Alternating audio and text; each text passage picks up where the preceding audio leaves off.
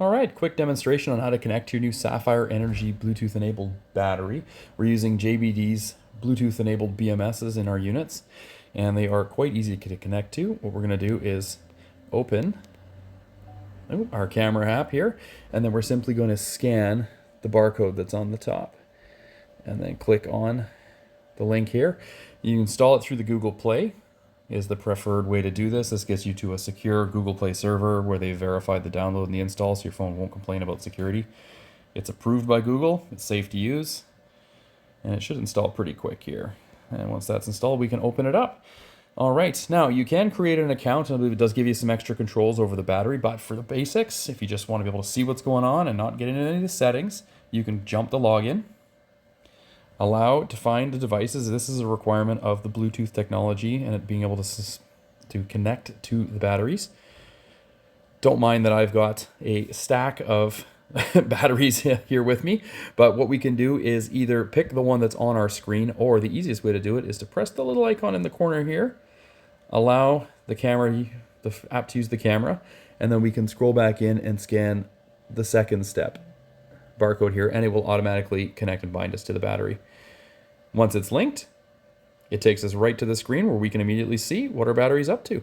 We can see the state of charge at 100%. We can see that the charging MOSFETs are on, the discharge MOSFETs are on, protections and balances are off, everything's normal, it's sitting there. There's currently 13.45 volts in the battery. This one is fully charged, or very close to. And yeah, so that's pretty simple. That's it there. You can go back and track things like the history and look at the basic parameter sets on it if you want, but the most common use is just to check here while you're in your camper or in your RV and see what it's doing. You can see the temperatures here, so you can tell if the battery's starting to get cold or not. These batteries all have low temperature cutoff in them. They will prevent charging when you get close to freezing, and they will allow you to discharge down to minus 20 Celsius and then cut off, and they will automatically recover as the battery warms back up. These are totally safe to put inside, so you can always bring them inside the RV or put them in an insulated container. There's no gassing or anything like old lead batteries. So these are a very safe option. And since this is the most creative way I can do it here, I'm just going to open the camera back up again and point out this particular set of units has a smart battery display built into it. Now this is wired internally directly to the JBD BMS, and this communicates. So this has the same information on here. If we turn on a little inverter that I've got connected here and let it fire up. Hold on here, we'll figure that out. We'll get a little work light that comes on. Oh yeah, there we go, good.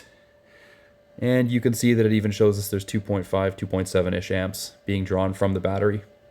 If you have any issues with the battery system itself and you don't need to log into the app, let's say you're using it for a trolling motor and you're out in the lake, you can sorry here, I'll show you one sec here. When it powers on, you can see sort of the example of all the different things it'll show you there. So it'll show you that it's discharging, if it's charging, if it's in standby, if there's any short circuit or protective features that have turned on, etc. It's a very good BMS. It's widely recognized as a good brand, and it is in our batteries with a 5-year warranty. So I hope that answers a lot of your questions.